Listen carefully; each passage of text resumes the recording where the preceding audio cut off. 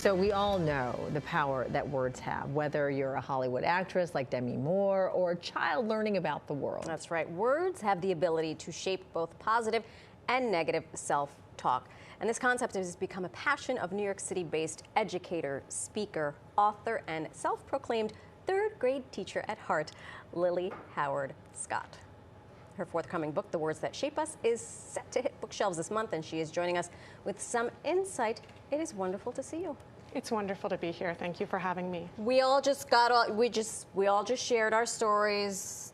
Ages of our kids. 2 girls, 2 boys, 2 boys. 2 boys. So you don't just write about it, you're living it. Yep, it is an exhausting time and a joyful time, both and. Sure. What sparked? Oh, go ahead. Yeah, and I was going to say 2 boys. Yes. And 5 and 3.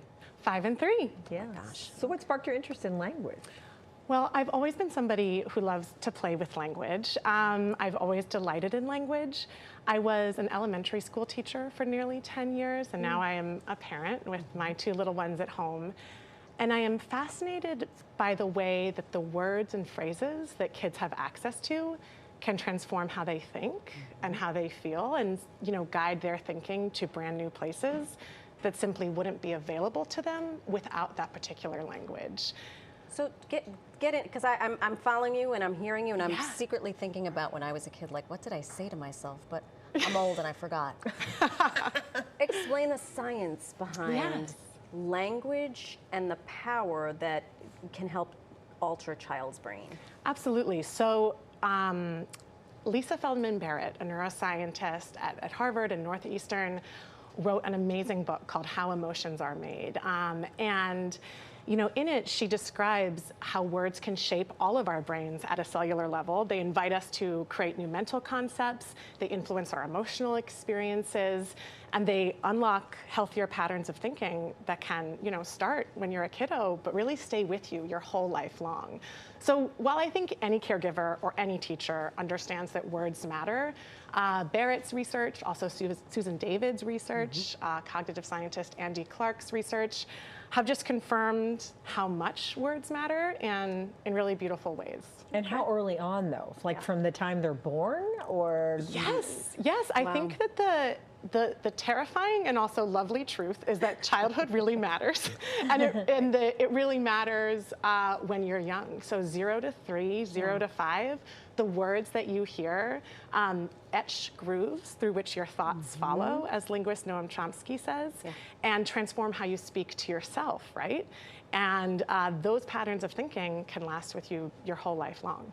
It's so interesting because I'm thinking about when I was raising the boys when they were little, and I had a caregiver who said, "You're a bad boy," and I stopped in my tracks and I was like, "What?"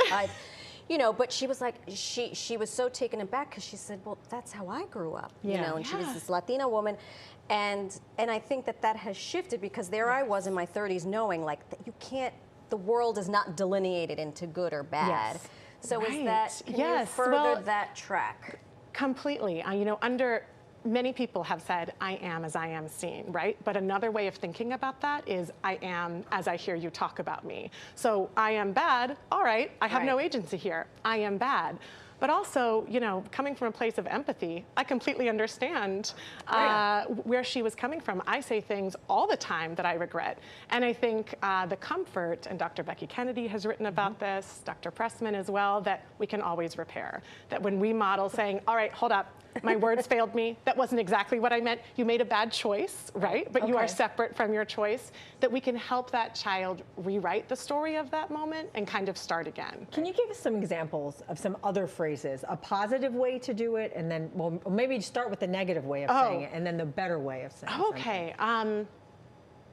Well, yes, I'd love to get to the positive stuff. I'd say one negative thing I'm working on as a parent that's subtle is trying to veer away from language that celebrates my children for the ways in which they are just like me. That there's this tempting thing we do, like, oh, you get your love of your love of math from me, or you're a free spirit like me. And it seems supportive, right? But what it does is it sort of sends the message like, I value you because you're an extension of me. And I think that there is something so powerful about celebrating the separateness between you and your child.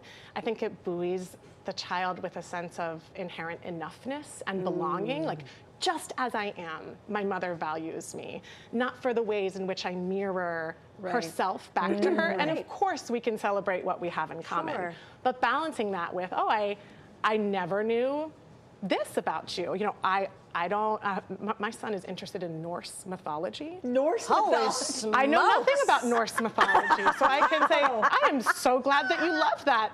I don't know anything about it. Come teach me about it. And celebrating that separateness goes a long way.